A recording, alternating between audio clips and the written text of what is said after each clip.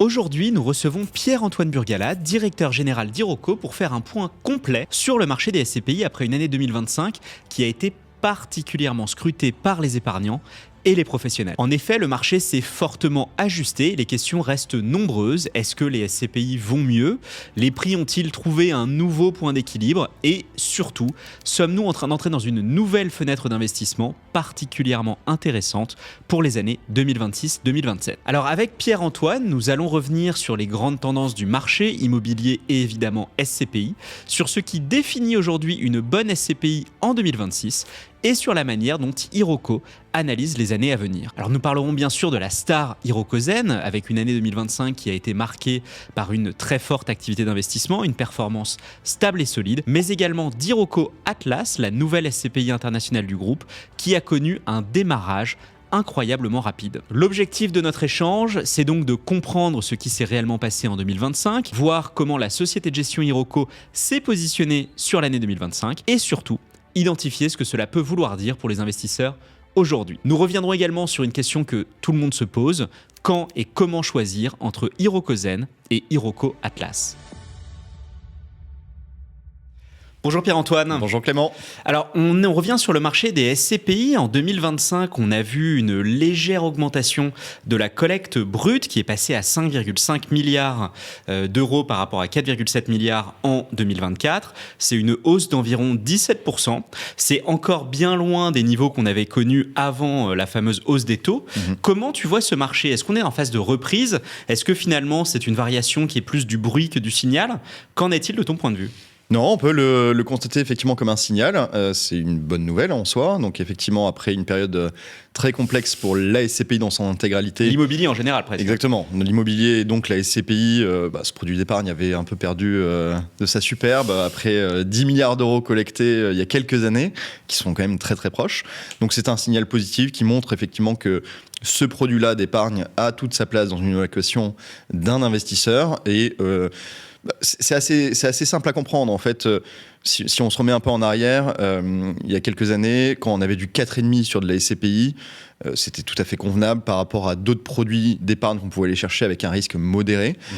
Et du jour au lendemain, donc on s'est retrouvé avec un produit qui ne donnait pas suffisamment de rendement vis-à-vis de ces mêmes produits. Donc on pouvait acheter du fonds sécurité en euros à 4%, on pouvait acheter du compte à terme même à 4%. Alors c'est fini, mais il n'y a pas si longtemps que ça on pouvait. Et donc aujourd'hui, quand on a des SCPI qui sont plus récentes et qui achètent du rendement, j'imagine qu'on va en parler, plus élevé, et donc qui sont capables de délivrer ce rendement plus élevé à l'investisseur, ça recommence. C'est attractif, bien sûr. Et donc du coup, si on regarde par rapport à plutôt Iroko sur l'année 2025, vous avez assez largement surperformé par rapport à d'autres acteurs. Comment s'est passé 2025 pour la société de gestion Iroko? Et on reviendra après sur les deux SCPI que vous gérez. Ouais. Chez Iroko, en 2025, il y avait un double enjeu. Il y avait l'enjeu déjà de consolider la collecte, le déploiement des capitaux qu'on pouvait faire dans Iroko Zen, et il y avait aussi l'autre enjeu qui était de réussir le lancement commercial d'Iroko Atlas, qui est la nouvelle donc SCPI gérée par Iroko. C'est effectivement plutôt une réussite puisqu'on a beaucoup collecté. On a collecté 640 millions d'euros sur les deux SCPI en 2025. Donc j'ai envie de dire que tout ça a été autoréalisateur. On est dans une période qui est très faste pour les acheteurs en immobilier professionnel, et Iroko en profite à plein. Donc du coup, là, ce que je comprends, c'est que finalement, vous faites partie de cette génération de SCPI qui a un petit peu de la chance en termes de timing aussi, au-delà de la qualité de gestion. Comment tu décrirais, dans le contexte actuel, ce qu'est, d'après toi, une bonne SCPI? Parce qu'on voit clairement certains acteurs qui sont dans une situation beaucoup plus défavorable.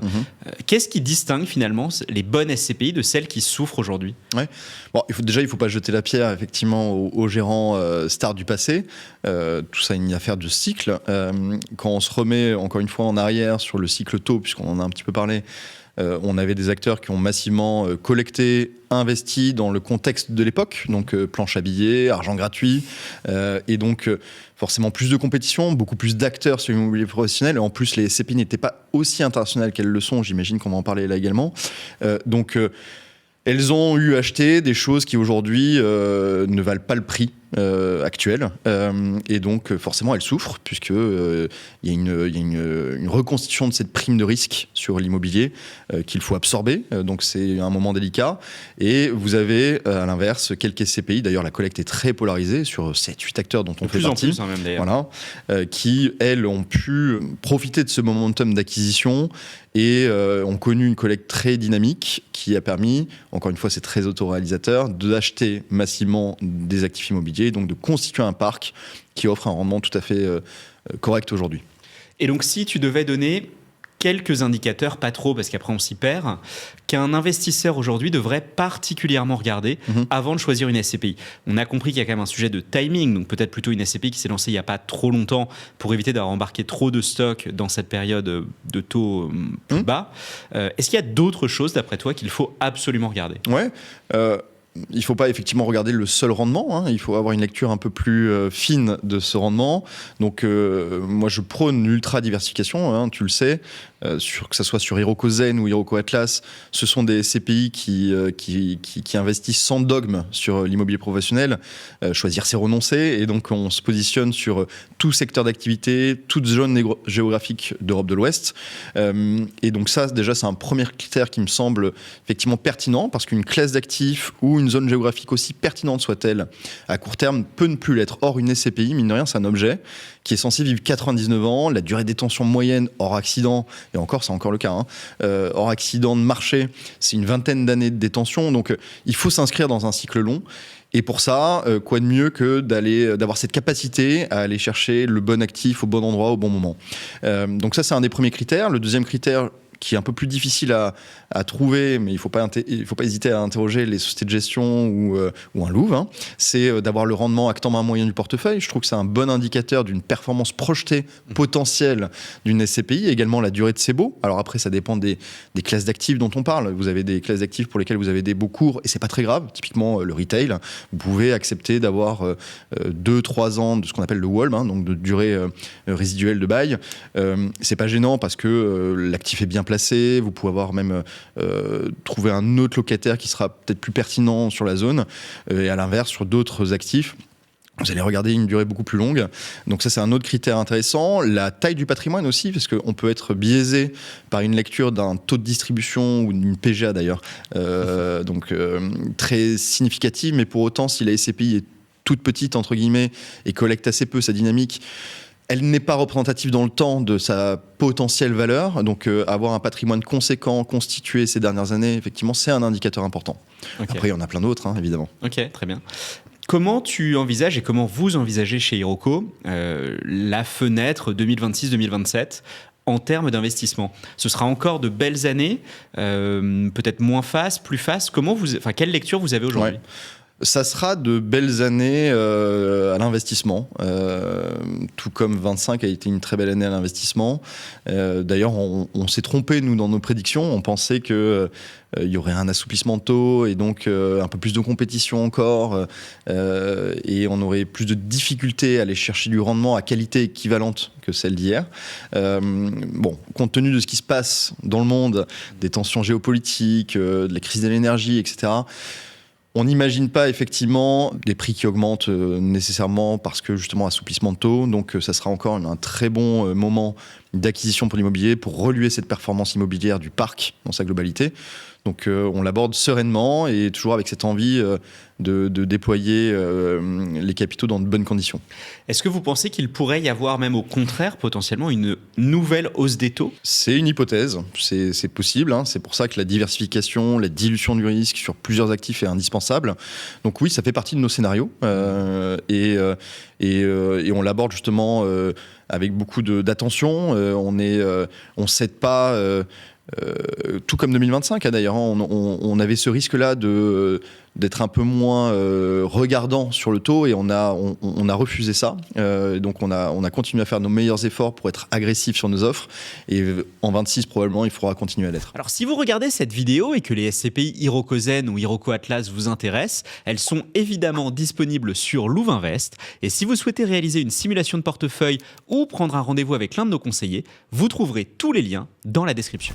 Et alors justement, dans ce contexte que tu décris comme incertain, c'est certain qu'il est incertain, vous avez déployé massivement en 2025 630 millions d'euros, si je ne dis pas de bêtises à peu près. Sur Hirokozen. Sur Hirokozen, pardon, excuse-moi. Sur Hirokozen.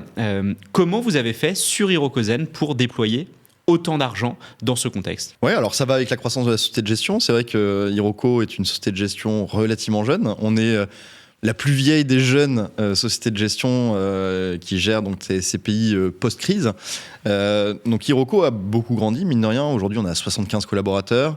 On a 20 personnes qui s'occupent de la gestion. Donc là-dedans, je mets le fund management, l'investissement et l'asset management. Donc on a aujourd'hui une équipe totalement capable de déployer des capitaux conséquents, de les absorber et de les déployer dans des bonnes conditions, en essayant au maximum d'ailleurs de battre le délai de jouissance, parce qu'on a un délai de jouissance qui est assez court sur Hirokozen, qui est de 3 mois. Et nos équipes ont réussi l'exploit d'être en dessous des 2 mois en délai d'investissement. Alors, le fait que vous soyez international peut vous aider à aller plus vite. Donc, si je dois donner quelques chiffres sur Hiroko, dans sa globalité, donc là j'englobe aussi Hiroko Atlas, même si on a regardé moins d'actifs, mais on a regardé 3000 dossiers à peu près. Donc, quand je dis regarder, c'est étudier. Donc, c'est pas juste on a reçu et on n'a rien fait. On a tout ça pour faire uniquement sur Hirokozen une 50aine d'acquisitions. Vous voyez, tu as un entonnoir qui est très significatif, donc on reste très sélectif. 1,5% de succès, c'est pas énorme. Exactement, mais c'est obligatoire. Il faut continuer à être persévérant, sélectif, et c'est ce qu'on essaie de faire au maximum sur Hiroko, en sachant qu'en plus, on a depuis 2024 une dynamique de création de filiales à l'étranger qui nous aide aussi dans notre sourcing, évidemment dans le suivi des actifs dans la durée. Donc on avait à l'été 2024 ouvert Hiroko Iberia, qui est notre filiale en Espagne. On a depuis peu communiqué sur l'ouverture d'une autre filiale au Royaume-Uni, puisqu'on est très investisseur au Royaume-Uni désormais. Et c'est l'histoire de Hiroko, c'est-à-dire que même si on est très vite sur la collecte, on a calmement construit les équipes pour absorber ces flux et pour déployer dans des bonnes conditions. Alors justement, sur Zen, on parlait de cette polarisation du marché de la collecte. Zen fait clairement partie des grands vainqueurs, si je puis dire, en tout cas en volumétrie de collecte. Est-ce que le fait que cette polarisation se produise fait que finalement vous avez peut-être un peu moins de compétition également à l'achat? En tout cas, vu que un plus faible nombre de SCPI collecte, peut-être que d'autres sociétés de gestion avaient moins de moyens ou moins d'opportunités à déployer? Ouais, non, c'est sûr qu'on est ravis de faire partie de ces gagnants parce que déjà, ça donne de bons réflexes aux brokers qui peuvent nous présenter des dossiers. C'est-à-dire que je pense pas qu'il y ait un dossier aujourd'hui qui nous échappe, à moins qu'il soit complètement off-market. Bon, ça peut arriver. On est assez peu, étonnamment, en compétition avec d'autres SCPI. Alors, ça arrive, évidemment, quelques-unes qui sont les usuels suspects. Néanmoins, nos SCPI étant déjà très international, le champ des possibles est énorme. C'est-à-dire que le marché de l'investissement professionnel, il a augmenté quand même en 2025, donc c'est quand même un bon signal. Les prix sont stabilisés, voire en légère augmentation en 2025. Donc je parle de 5-10 bips, donc c'est pas énorme, mais en tout cas ça montre une bonne dynamique, c'est-à-dire que l'investisseur institutionnel revient sur le marché et il y a encore des actifs à la casse, mais assez peu. Pour donner une stat, le marché européen, Europe de l'Ouest, l'année dernière, c'est 175 milliards d'euros, je crois, à peu près, de transactions d'immobilier d'entreprise l'an dernier. Donc ça reste colossal. Et une SCPI, enfin des SCPI comme Hirokozen et Atlas qui déploient 680 millions d'euros, ça ne fait que 0,40% de ce volume-là. Donc il y a de la place. Il y a beaucoup de place. Donc oui, la compétition. Mais c'est aussi notre enjeu de ne pas céder à une compétition excessive, comme il y a pu avoir, encore une fois, ces quelques dernières années. Et donc, si on revient un petit peu sur la performance de Zen en 25, vous avez affiché donc la performance globale annuelle, le nouvel indicateur, de 8,13%, pardon, avec un taux de distribution de 7,14% et une revalorisation de 0,99%. Ça fait 5 ans que vous affichez un taux de distribution à plus de 7%. Votre objectif long terme affiché est à 5,5%, si je ne dis pas de bêtises. C'est ça. Donc, vous surperformez, mais il y a une forme de stabilité dans cette surperformance. Comment ça se fait déjà que vous surperformiez aussi longtemps et est-ce que c'est durable? C'est une très bonne question. Effectivement, il faut le savoir que dans les SCPI, très généralement et historiquement, vous avez un rendement qui est plutôt sympa au début et qui s'érode. C'est logique parce que vous achetez un actif ou des actifs, vous avez des frais de gestion, vous avez au début un effet qui est propre à toutes les SCPI et qui peut même être accéléré sur certaines SCPI qui ont des délais de jouissance très longs, et donc il y a mécaniquement qui va augmenter ce taux de distribution. Là où Iroko Zen tire son épingle du jeu sur le fait qu'elle soit au-delà de son objectif non garanti de 5,50 depuis maintenant 5 ans à plus de 7%, c'est qu'on a, comme on le disait, connu une période extrêmement favorable pour l'acheteur. Et donc, au lieu de diluer la performance de notre portefeuille, on a cessé de la reluer. Typiquement, on a commencé fin 2021, Iroko Zen avec un rendement acte en main moyen de notre portefeuille qui tournait à 6,10. Voilà, puisque c'était le monde d'avant. Et encore, ce qui était plutôt élevé par rapport à nos petites copines. Exactement. Et aujourd'hui, c'est un portefeuille qui tourne en moyenne à 7,60. Et on continue à faire nos meilleurs efforts pour continuer, en tout cas, à le stabiliser ou à le reluer. D'accord. Et donc du coup, si tu devais résumer l'année 2025 sur Zen en une phrase ou en quelques phrases, comment tu décrirais finalement cette année? L'année de la maturité, l'année de l'expansion, c'est quoi finalement le... La maturité, je pense qu'on l'avait déjà montré auparavant. Alors 5 ans, c'est à la fois peu et beaucoup. En tout cas, je pense, je suis assez convaincu que Iroko Zen est un produit stable et fiable et qui a justement prouvé cette fiabilité encore une fois cette année. Ça, je me rappelle au début de Louvainvest, vous étiez le nouvel arrivant et maintenant finalement vous faites partie du paysage, du décor, si je puis dire. On fait partie du décor. Je pense qu'aussi on a su installer et faire comprendre l'intérêt de l'absence de frais de souscription, le fait qu'on mette plus d'argent au travail potentiellement. Donc oui, aujourd'hui, Iroko fait partie du décor des SCPI. Et alors du coup, vous ne vous êtes pas arrêté à Zen. Vous avez choisi et fait ce pari de lancer une nouvelle SCPI en 2025, Iroko Atlas. Alors avant tout, déjà, en quelques mots, pour ceux qui ne la connaissent pas encore, c'est quoi Iroko Atlas? Quelles sont ses caractéristiques? Iroko Atlas, déjà, c'est... on ne change pas une recette qui fonctionne, hein. Donc elle reprend dans l'intégralité de l'ADN d'Iroko. C'est-à-dire qu'elle n'a pas de commission de souscription, puisque j'en parlais, en échange de frais de gestion d'ailleurs légèrement plus importants que ce qu'on peut voir sur d'autres SCPI. Elle a évidemment, elle partage la même équipe de gestion dont je parlais tout à l'heure, qui est efficace, qui délivre bien. Elle partage également le fait d'être très granulaire. Donc la granularité, qu'est-ce que ça veut dire? Ça veut dire qu'on se concentre initialement sur des actifs de taille modeste. Encore une fois, c'est très éloigné de ce qu'on pouvait voir historiquement sur la plupart des SCPI qui achetaient plutôt des gros objets. Et la vertu de ça, c'est qu'on dilue les risques, c'est qu'on diversifie. Elle a également une approche sans dogme. Opportuniste. Donc l'opportunisme, je pense que c'est une des meilleures caractéristiques de l'ADN d'Iroko.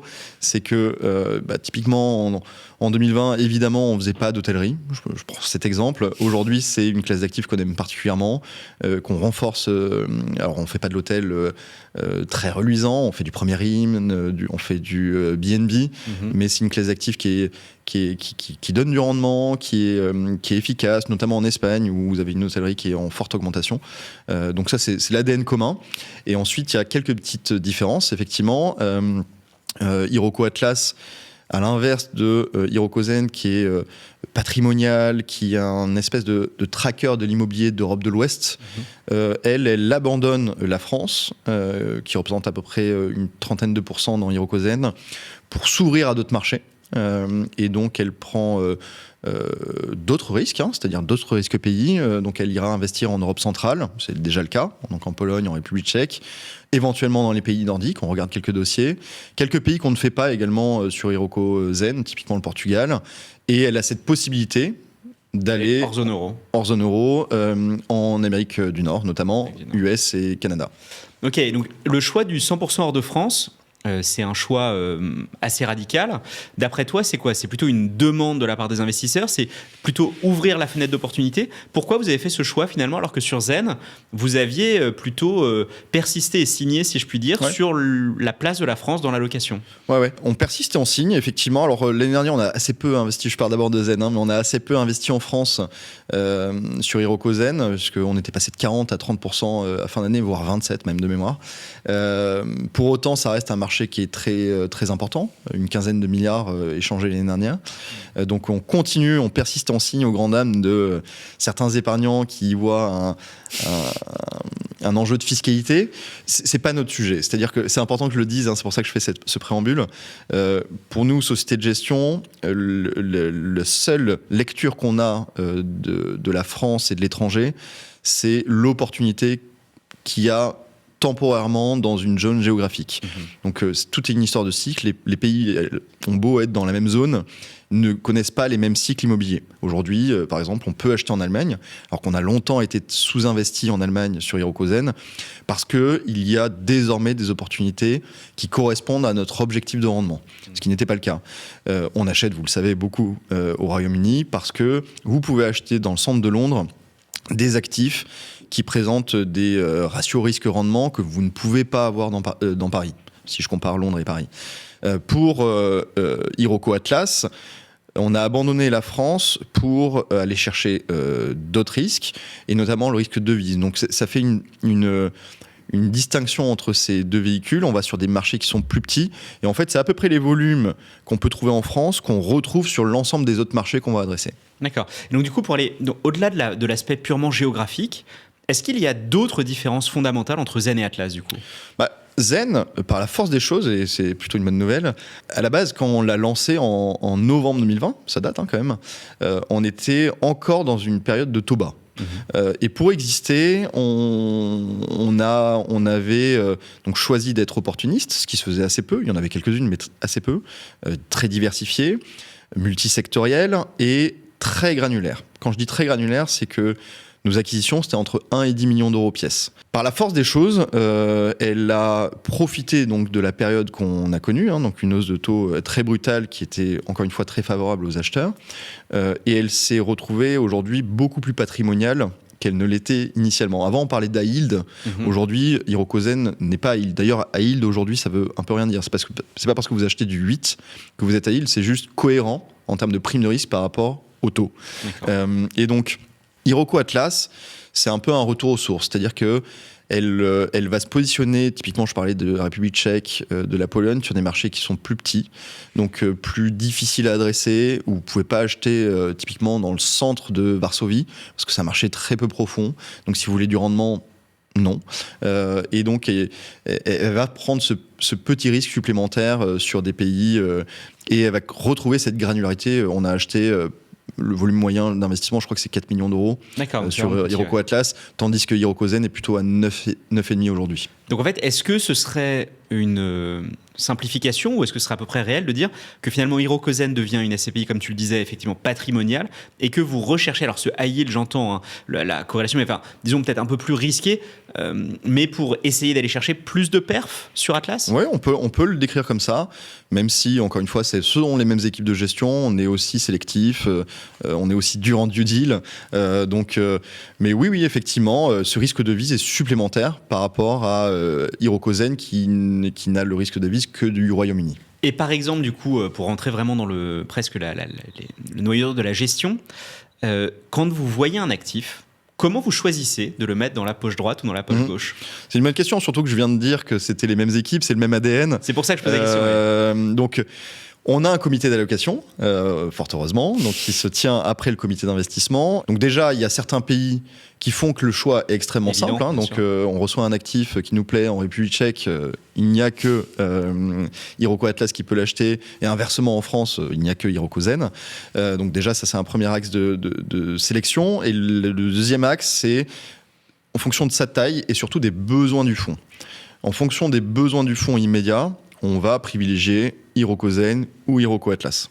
D'accord, ok, intéressant. Parce qu'on a pu parfois entendre le reproche de dire à certaines sociétés de gestion, vous lancez un nouveau véhicule, vous allez y mettre toutes les pépites pour en faire une espèce de joyau, et puis vous allez un peu délaisser... Mais Hirokozen est notre pépite aussi. Oui, bien sûr, mais c'est pour ça que c'est un peu... Non, et Hirokozen, puisqu'on parle d'investissement, d'allocation, elle a une collecte qui est très dynamique, aujourd'hui entre 40 et 50 millions d'euros suivant les mois, et elle peut se permettre, et d'ailleurs c'est notre petite différence vis-à-vis de certaines SCPI qui tirent leur épingle du jeu mais qui ont moins de collecte aujourd'hui, elle peut se permettre quelques coups de fusil, on en fait 1, 2 par an, sur des actifs de plus grosse taille, donc on sort entre guillemets de notre scope traditionnel de volume, et donc on fait des actifs à 60, parfois 70 millions d'euros. Pourquoi ? Parce que Déjà, vous pouvez avoir des actifs tout à fait qualitatifs sur ces volumes-là. Et il y a une absence absolue d'acheteurs, de compétition sur ces volumes-là. Donc, on se retrouve face à des acteurs distress en obligation de vendre, un peu tout seul. Et donc, on fait quelques bonnes affaires. Et d'ailleurs, on a, en France, très récemment, fait une offre sur un actif assez conséquent, avec un taux très élevé. Ok. Atlas, lancement réussi pour l'instant, j'ai l'impression. Vous avez collecté 70 millions d'euros. Ça contraste avec certains lancements de SCPI récemment qui n'ont pas été aussi réussis, si je puis dire. Comment tu expliques cela? C'est la marque Iroko, c'est la stratégie, pourquoi? Ouais, je pense que c'est un mélange de plein de choses. Effectivement, aujourd'hui, Atlas, c'est même plus de 100 millions d'euros de capi. Ouais, c'est allé très très vite. Hein. Ça va très vite, ça continue à bien fonctionner. On collecte 10 millions d'euros par mois à peu près sur Iroko Atlas. On a lancé la commercialisation d'Iroko Atlas en septembre 2025 en faisant deux phases de cadeaux. Donc on a offert des décotes aux investisseurs. Donc une première fois à moins 9%, une autre fois à moins 4%. On s'attendait pas à un tel succès, je te le concède. Effectivement, on a collecté les deux phases en 4 heures ou peut-être 4 heures et demie. Donc ça allait extrêmement vite, 60 millions d'euros en si peu de temps. Et oui, ça doit être nécessairement la société de gestion qui rassure, qui a prouvé, c'est pour ça que je parlais de fiabilité tout à l'heure, c'est également je pense une adhésion à notre modèle d'absence de frais de souscription où et avec ce cadeau-là qui fait que ça plaît. Et on avait un enjeu, mine de rien, à bien déployer les capitaux, parce que quand vous faites un cadeau comme ça, le risque, c'est que votre valeur de reconstitution s'écrase fortement, et donc c'est pas un super signal. Hein, Tout le monde vous attendait là-dessus. Hein. Exactement, oui, je le sais. Et donc, déjà, on a eu un premier effet positif, c'est qu'en décembre, quand on a ouvert la commercialisation à prix de part normal, entre guillemets, c'est-à-dire à 200 €, on a eu une collecte qui était très dynamique, 18 millions d'euros. Et en plus, on s'était préparé. C'est-à-dire que Iroko Atlas, il faut savoir qu'elle a été lancée à la commercialisation en 2025, mais on l'a créée en fin 2024. Et on a pris le temps déjà de comprendre les nouveaux marchés dans lesquels on voulait investir sur nos propres fonds, c'est-à-dire ne pas parier l'argent des épargnants, typiquement sur la République tchèque, sur la Pologne, se faire des convictions. Et on a screené des actifs, on s'est mis en investissement en étant convaincu de notre succès pour acheter dans des bonnes conditions et voir la valeur du patrimoine augmenter et donc combler cette décote qu'on a offert à Paris réussi, parce qu'effectivement vous n'avez pas de décote aujourd'hui. Ouais, on est même en sous-cote, hein, puisque effectivement la valeur de reconstitution d'Iroko Atlas est 204 € et un peu plus même, et c'est 200 € le prix de la part toujours. Et donc du coup c'est intéressant parce que là tu nous rappelais que vous aviez créé le véhicule fin 2024, même s'il a été lancé à la commercialisation en septembre 2025. C'est une question que certains se posent, puisque on a un petit peu tous en tête que la SCPI s'est lancée en 2025. Pourtant, vous affichez une performance globale annuelle pour l'année 2025. Est-ce que tu peux revenir un petit peu plus en détail sur comment c'est possible, en fin de compte, d'afficher une performance globale annuelle alors que vous n'aviez pas été ouvert à la commercialisation publique ? On a fait le choix c'est ce que je disais, d'ouvrir cette SCPI avec nos fonds propres. D'ailleurs, ce qui avait été le cas sur Hirokozen, mais les gens ne s'en souviennent plus. Et donc, on l'a créé en décembre 2024. Et les associés fondateurs ont touché leurs dividendes courant de l'année 2025. On a fait ce choix-là, comme je le disais tout à l'heure, parce que, encore une fois, on allait adresser des marchés qu'on découvrait, particulièrement la Pologne et la République tchèque, sur lesquels on voulait être investi assez rapidement. Pareil, on s'est fait des convictions sur les États-Unis. Alors en l'occurrence, on n'y est toujours pas, hein, mais on s'est fait quelques convictions, et on a fait le choix de ne lancer à la commercialisation qu'une fois qu'on se sentait prêt, avec l'obtention évidemment du visa, et également aussi qu'on puisse offrir la même expérience à nos épargnants que ce qu'on avait pu faire sur Hirokozen. Donc il y avait aussi un enjeu tech autour de notre SCPI. Et donc septembre nous paraissait être une bonne date. Et donc du coup, ce PGA que vous affichez, quelle est d'une certaine manière sa valeur? Vous avez affiché 9,41% l'an dernier.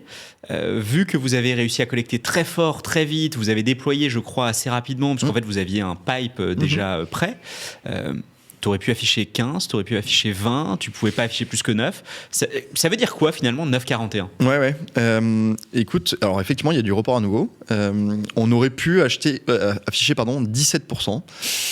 On ne l'a pas fait. D'ailleurs, tout comme on ne l'a pas fait sur Hirokozen à l'époque.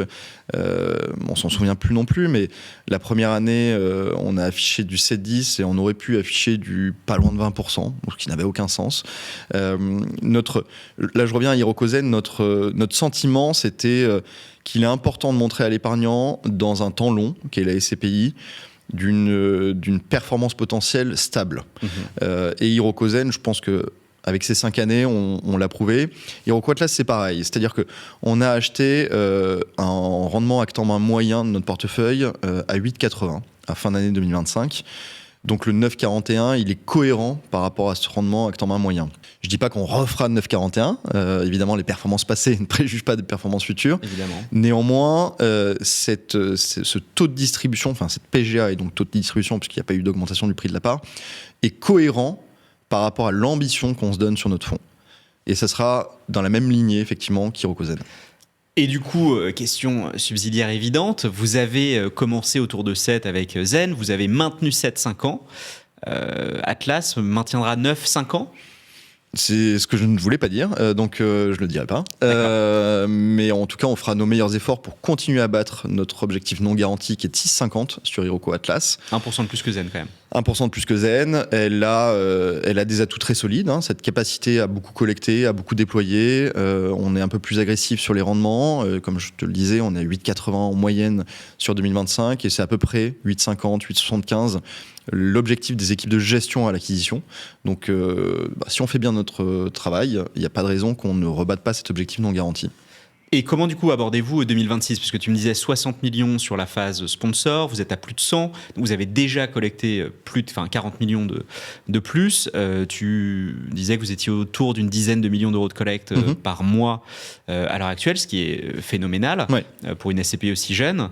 C'est quoi un petit peu l'état d'esprit sur 26? Vous êtes conquérant, qu'est-ce que vous ambitionnez sur Atlas?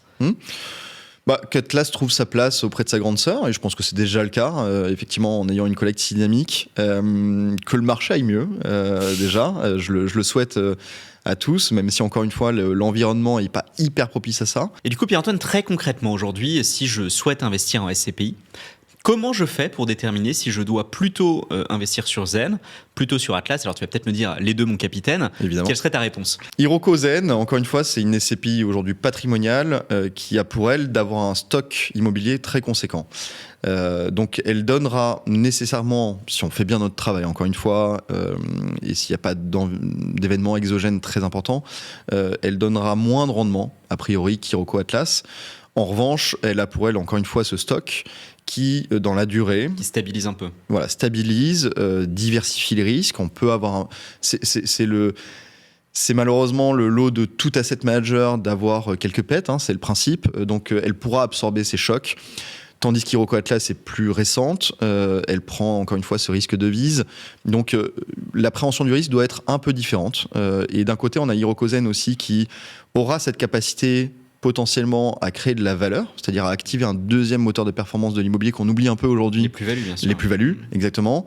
Donc s'il y a un assouplissement de taux, Hirokozen a un gros stock, tandis que Hiroko Atlas, elle va chercher un rendement absolu. Écoute, merci beaucoup Pierre-Antoine, on souhaite évidemment tout le meilleur à Atlas et puis une continuation parfaite à Zen. Merci. Merci Clément. Merci à tous d'avoir suivi cette vidéo. On vous le rappelle, les SCPI Hiroko, Zen et Atlas sont disponibles sur la plateforme Louvainvest. Vous pouvez trouver des liens directement dans la description.